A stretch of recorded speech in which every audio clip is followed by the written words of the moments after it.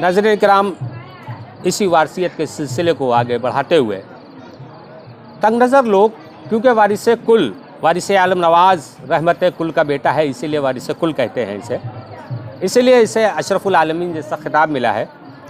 इसी सिलसिले को आगे बढ़ाते हुए लोग कहते हैं कि साहब ये पीरी मुरीदी क्या है। बाबा फैज़ शाह साहब वारसी, आपसे सवाल है कि लोग कहते हैं कि पीरी मुरीदी क्या है, और पीरी मुरीदी तो वहाँ होना चाहिए या खिलाफत को, और खिलाफत नहीं, सज्जादगी नहीं तो पीरी मुरीदी। तो हम आपसे ये जानना चाहेंगे कि हुजूर पुरनूर सरकार वारिस आलम नवाज़ के जी करोड़ों अब तक दीवाने गुजरे हैं, क्या ये दुनिया वाले ये कहते हैं कि गुमराह हैं, इसके बारे में आप क्या कहना चाहेंगे? देखिए, जहाँ रही पीरी और मुरीदी की बात जी, तो पीरी मुरीदी हमारा अजल से है और अब तक जारी रहेगा।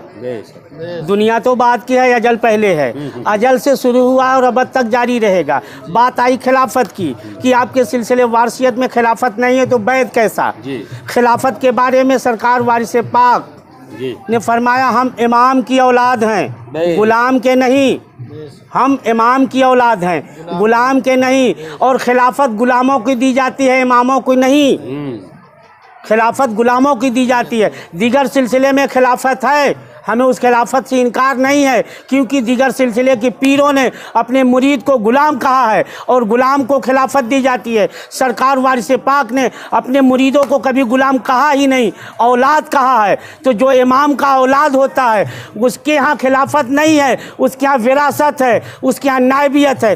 सरकार वारिस पाक ने अपने गुलामों को खिलाफत नहीं दिया है, नायब बनाया है, विरासत में अता किया है। अब रही बैत की बात, तो सरकार वारिस पाक के यहाँ जो सिलसिले वारसिया में बैत चल रहा है, ये जनाब मुस्लिम की बैत है। मुस्लिम ने कूफे में बैत किया और इमाम हुसैन की बैत ले रहे थे, क्योंकि कूफा वालों ने कहा हमें हुसैन का बैत लेना है, और मुस्लिम पहुंच चुके हैं। जनाब मुस्लिम से जब ये बात कहा, जनाब मुस्लिम ने इमाम हुसैन के पास खबर भेजा कि आका यहाँ आपकी बैत लोग लेना चाहते हैं। जनाब इमाम अली मकाम फरमाते, मुस्लिम हमारी बैत ले लो।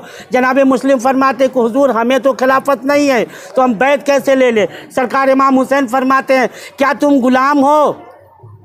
खिलाफत तो गुलामों को दी जाती है, तुम औलाद हो, तुम घर वाले हो, तुम्हें नायब बनाया जाता है या इमामत दी जाती है। सिलसिले वारसिया में किसी को इमाम बनाया गया, किसी को खलीफा नहीं बल्कि नायब बनाया गया। हमारे सिलसिले वारसिया में जो आज रस्म है, रस्म पंजतन की बैत जारी है, और पंजतन की बैत कल भी जारी था, आज भी जारी है, और जब तक पंजतन की बैत जारी है क़यामत दूर रहेगी। जिस दिन पंजतन की बैत खत्म होगी उसी दिन क़यामत बर्पा हो जाएगी, क्योंकि पंजतन जब तक है बैत जारी है। जिस दिन पंजतन नहीं है उस दिन बैत नहीं है, जिस दिन बैत नहीं है उस दिन क़यामत हावी हो जाएगी।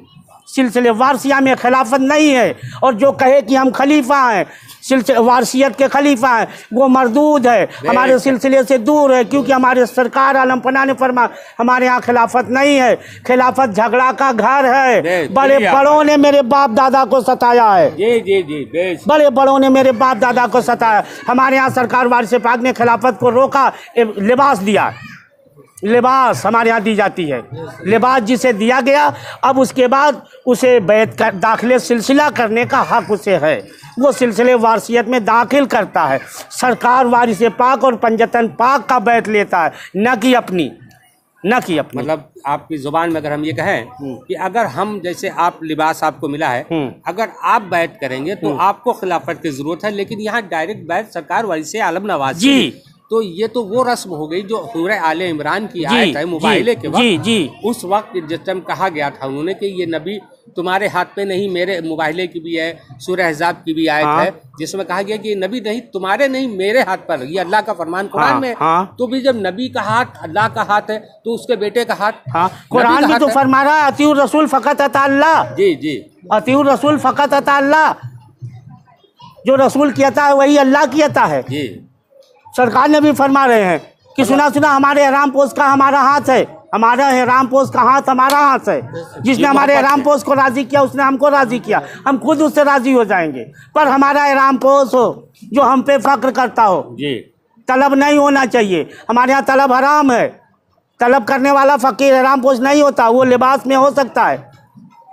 फकीर नहीं, फकीर हम वारिस के फकीर हैं, जमाने के लिए शाह हैं। सरकार ने हमको अपना फकीर बनाया है और जमाने के लिए शाह कहा, इसीलिए बेदम साहब फरमाते हैं कि शहंशाह हसीना का गदा है बेदम, कि शहंशाह हसीना का गदा है बेदम, कि गदाई में भी 100 कदे सहाना है। हम गदागर नहीं हैं, हमारे सिलसिले वारसी में गदागर नहीं बनाया गया, गदा बनाया गया। एक दर से लेते हैं, एक दर पे लेते हैं, हर दर से नहीं लेते, हर दर पे नहीं लेते। हम वो कौल सुना जो दर हुआ वो दुर हुआ। हाँ। इस पर्दे में ये राज है जी।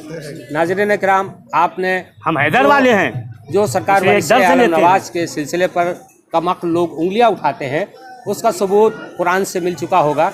मेरा ख्याल ये है कि हमारे वारसी लोग इस बात से तो मुतमईन हैं, तभी वो आगे दर वारिस पर अपना सौदा करते हैं। जो कमअक्ल लोग ये उंगली उठाते हैं कि सरकार वारिस पाक में खिलाफत नहीं है, तो उसका सबूत बाबा फैज़ाब शाह वारसी ने कुरान करीम से दे दिया है।